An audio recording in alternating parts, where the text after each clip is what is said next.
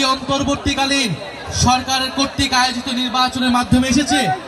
এই সরকারের বৈধতা হচ্ছে সেই জুলাই গণ অভ্যুত্থান এবং এই অভ্যুত্থানের যে শক্তি সারা বাংলাদেশে যারা ছড়িয়ে আছে, আমরা তাদেরকে পুনর্গঠিত করে আমরা আমাদের এই রাষ্ট্রকে ইনশাআল্লাহ আমরা পুনর্গঠন করব। এখানে উপস্থিত হয়েছি বিএনপি, জামাত, এনসিপি সহ বিভিন্ন দল। এই যে একটি সুন্দর মুহূর্ত তৈরি হয়েছে, এটা সম্ভব হয়েছে আমাদের হাজারো ভাই বোনের শাহাদাতের মধ্য দিয়ে।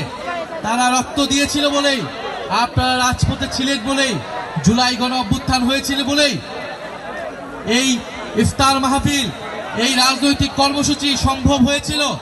আজকে যেই নির্বাচিত সরকার এসেছে, সেই সরকারও হাওয়া থেকে আসে নাই, সেই সরকার কোনো নিয়মতান্ত্রিক প্রক্রিয়ার মধ্য দিয়েও আসে নাই। সেই সরকার একটি অন্তর্বর্তীকালীন সরকারের কর্তৃক আয়োজিত নির্বাচনের মাধ্যমে এসেছে। এই সরকারের বৈধতা হচ্ছে সেই জুলাই গণ অভ্যুত্থান, অন্তর্বর্তী সরকারের বৈধতা হচ্ছে জুলাই গণ অভ্যুত্থান এবং যেই জুলাই সনদ আদেশ রয়েছে সেই আদেশ। এটা যাতে নির্বাচিত সরকার ভুলে না যায়, এটা যাতে আমরা কেউই ভুলে না যাই। ফলে জাতীয় সংসদকে আবার যদি পুরনো সংবিধানের দোহাই দিয়ে সংস্কার সভা থেকে বিরত থাকা হয়, শপথ গ্রহণ থেকে বিরত থাকা হয়, সেটা জুলাই গণ অভ্যুত্থানের সাথে, এই নির্বাচনের সাথে অন্তর্বর্তী সরকার এই সব কিছুর বৈধতা নিয়ে প্রশ্ন উঠবে। জুলাই গণ অভ্যুত্থানের শাহাদাতের সাথে হাজারো মানুষের রক্তের সাথে বেইমানি করা হবে। ফলে আমরা আজকের ইফতার মাহফিলে যেভাবে ঐক্যবদ্ধ হয়েছি, একইভাবে সংসদেও ঐক্যবদ্ধভাবে আমরা অন্তর্বর্তী সরকারের সকল অধ্যাদেশ বাস্তবায়ন করব। আমরা জুলাই সনদ আদেশ বাস্তবায়ন করে নতুন বাংলাদেশ বিনির্মাণের পথে এগিয়ে যাব। আমরা প্রত্যেকটা উপজেলায় প্রত্যেকটা ইউনিয়নে আমাদের সাংগঠনিক বিস্তার আমরা ইনশাআল্লাহ সম্পূর্ণ করব এবং এই অভ্যুত্থানের যে শক্তি সারা বাংলাদেশে যারা ছড়িয়ে আছে, আমরা তাদেরকে পুনর্গঠিত করে আমরা আমাদের এই রাষ্ট্রকে ইনশাআল্লাহ আমরা পুনর্গঠন করব।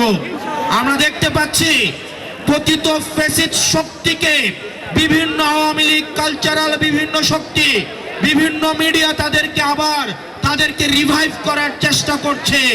আমাদের এই তরুণ প্রজন্ম যতদিন বাংলাদেশের বিভিন্ন পথে প্রান্তরে গ্রামে গঞ্জে ছড়িয়ে আছে, এই জুলাইয়ের রক্তের স্মৃতি নিয়ে যারা বিভিন্ন পথে প্রান্তরে ছড়িয়ে আছে, আমরা জেগে থাকতে, আমরা বেঁচে থাকতে আপনাদের মিডিয়া, আওয়ামী কালচারাল শক্তি আওয়ামী লীগকে বাংলাদেশে ফিরিয়ে আনতে পারবে না।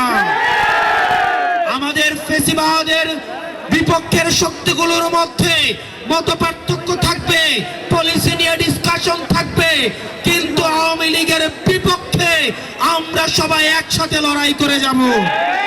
পুরোটা ফাঁকা, আপনারা ফাঁকা জায়গাতে দেশপ্রেমের কথা মাথায় রেখে দেশের প্রতি সঠিক রাস্তায় সত্যের দিকে ছিল। নাগরিক পার্টিকে যারা ভালোবাসে, সামনের দিনে কিন্তু আমাদের অনেক বেশি চ্যালেঞ্জ। আমরা কিন্তু এখন বিরোধী দলীয় রাজনীতিতে আসি, তো ছাত্রদের বাংলাদেশের জাতীয় স্বার্থের কথা ভাবতে হবে। একটি নতুন বাংলাদেশ পাওয়ার জন্য আমরা সকলেই স্বপ্ন দেখেছিলাম এবং আমরা সকলেই অনেক মত হয়েছি, কিন্তু একটা কথা ভুলে গেলে চলবে না।